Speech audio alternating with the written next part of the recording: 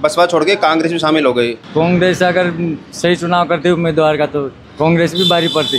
तो 4-5 जातियों का एक साथ कॉम्बिनेशन था, संविधान खतरे में आ रहा था, वो पॉइंट छिड़ गया था। करोड़ी लाल ने जो बयान दिया था कि पत्थर फोड़ने वाला तो पत्थर ही फोड़ता रहेगा, तो पत्थर फोड़ने वाला को थोड़ी टिकट दिया उसने। प्रधानमंत्री नरेंद्र मोदी को बात दिया जाऊं तो कौन कड़िया से तो पायलट है।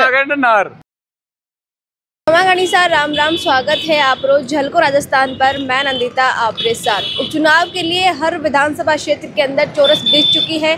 सारी पार्टियां खुद का चुनाव प्रचार प्रसार में लागेड़ी है, खुद को समर्थन जुटाने में लगी हुई है। आज बात करा दौसा विधानसभा सीट पे, क्योंकि मैं दौसा विधानसभा क्षेत्र में भी मौजूद हाँ।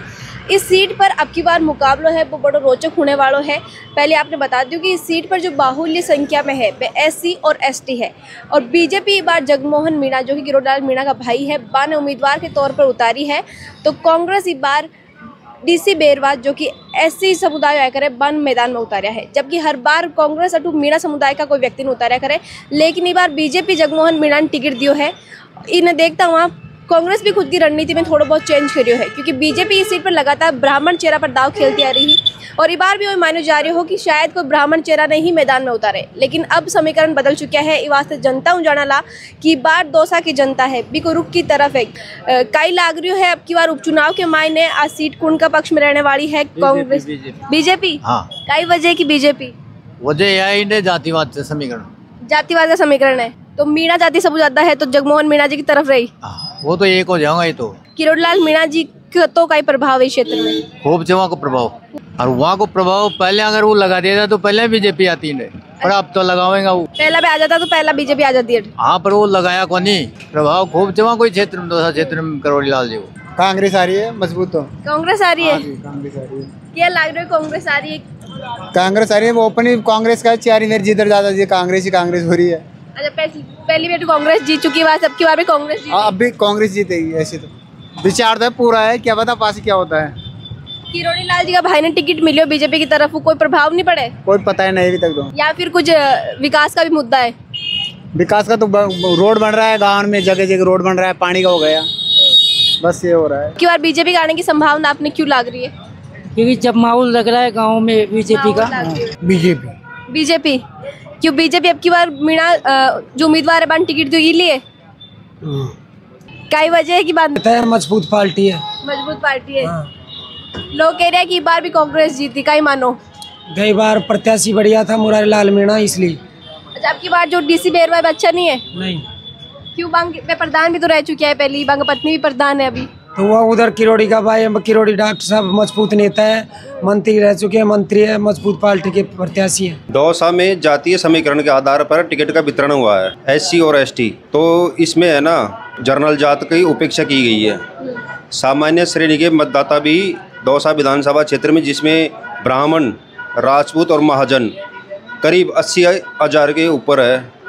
तो इन दोनों ने पार्टियों ने इन समाजों की उपेक्षा की है और जातीय समीकरण बैठा के टिकट वितरण किया है। इससे सामान्य जातियों में काफ़ी रोष है, और दोनों ही पार्टियों के पक्ष में अभी भी किसी भी ने पत्ते नहीं खोले।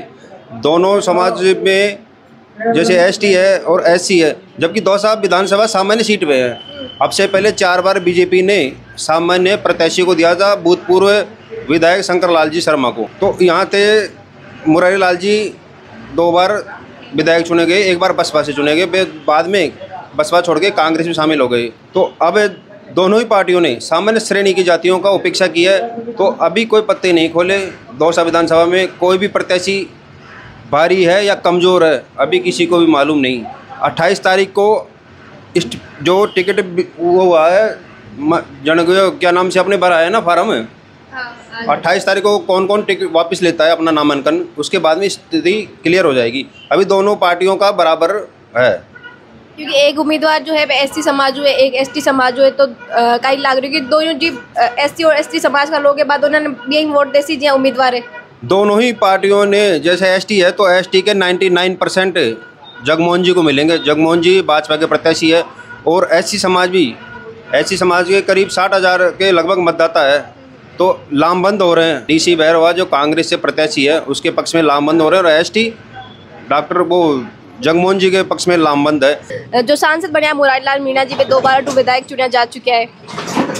बार करोड़ी बाबर बार किरोड़ी बाबा क्यों, अब बदलाव चाह रहे हो कि कुछ?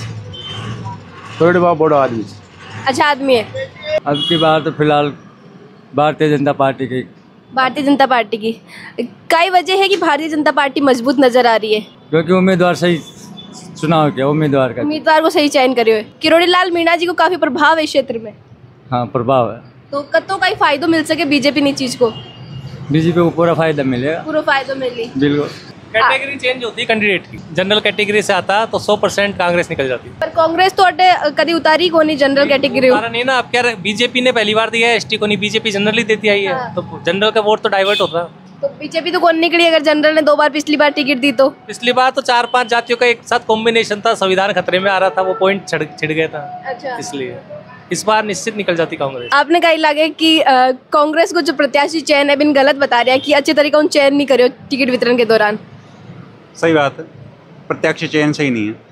और बीजेपी को सही है? बीजेपी का सही है, तो 2 बार जनरल को दे चुकी थी बीजेपी, तो सीट निकालने के लिए एसटी को देना था इस बार। अब की बार जो समीकरण बदला है दौसा विधानसभा सीट पर, जो रणनीति बदली है दोनों पार्टियां खुद की, कई लाग रही है क्योंकि जो दोनों उम्मीदवार है बांको विधानसभा को पहले ही चुनाव है, कई लागे कुछ मजबूत नजर आए, डीसी बेरवा या किरोड़ी लाल मीणा का भाई जगमोहन मीणा। यहाँ से तो मैडम डीसी प्रधान ही मजबूत रही है कि लोकल कैंडिडेट है यहाँ से। और किरोड़ी लाल ने जो बयान दिया था कि पत्थर फोड़ने वाला तो पत्थर ही फोड़ता रहेगा, तो पत्थर फोड़ने वाला को थोड़ी टिकट दिया उसने।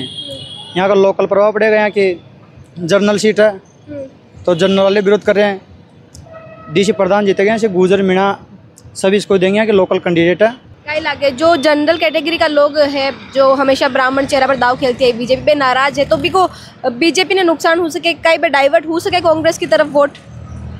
हाँ बिल्कुल होंगे मैडम, यहाँ से कांग्रेस निकलेगी, यहाँ से पायलट का गढ़ है, यहाँ पायलट की वहम भूमि करेगी, यहाँ राजेश पायलट की जन्मभूमि है या देवभूमि है दौसा, यहाँ से लगभग मान के चलो कि यहाँ से भारी मतों से जीतेंगे डीसी प्रधान। यहाँ से पायलट की सीट है, यहाँ कोई की नहीं चलेगी, यहाँ मोदी आओ, मोदी को बात दिया जाओ तो कौन खड़े हैं, पायलट है यहाँ तो डिन करने वाला, यहाँ कितने करोड़ी आओ कोई भी आओ, प्रधानमंत्री नरेंद्र मोदी को बात दिया जाओ तो कौन खड़े हैं, तो पायलट है, पायलट यहाँ तो कोई नहीं पार पड़े किसी की, पायलट का गड्ढे है, यहाँ से हमारी सीट जीतेंगे और भारी मतों से जीतेंगे, हम भारी मतों से चुनाव जीतेंगे, प्रधानमंत्री नरेंद्र टक्कर में नहीं है, कोई भी टक्कर में नहीं। अब की बार दौसा में जो सियासी समीकरण है वह काफी बदले हुए है, बीजेपी जीत रही है क्लियर, यहाँ से तो जीत रही है क्लियर 100%। कई वजह सब है, समीकरण है, समीकरण है जो समीकरण तो है ही है। और उसके बाद में माहौल है, हरियाणा का माहौल है, राजस्थान में अच्छा काम हो रहा है, भजन लाल जी बढ़िया काम कर रहे हैं, इससे उस कई बहुत से रीजन है, बहुत से रीजन है। किरोड़ी लाल मीणा जी का भाई ने टिकट मिली, भी को कत्तो फर्क पड़ी?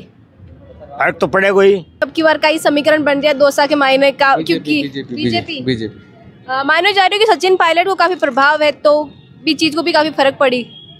देखो जब सरकार केंद्र में सरकार बीजेपी है, अपने राजस्थान में बीजेपी है, तो बीजेपी को ही देने में फायदा है।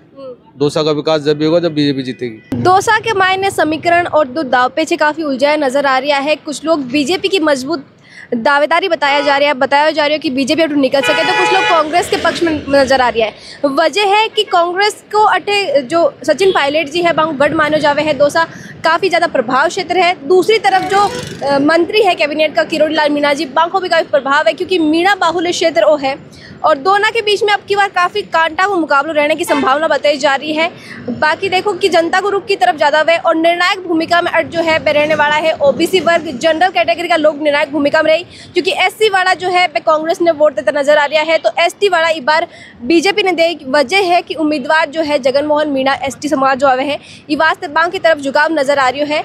और भी दूसरा गाँव की रिपोर्ट आपके साथ साझा करा आपने, और भी गाँव मिलवावा चुनावी यात्रा के दौरान कई और लोगों बातचीत करा और दिखावा की तरफ जो पूरी दौसा विधानसभा क्षेत्र है बिका लोगों को रुख बन रही है। तमाम जानकारी आपके साथ साझा करा। बना रही जो झलकों के साथ में खमा गणिसार, राम राम।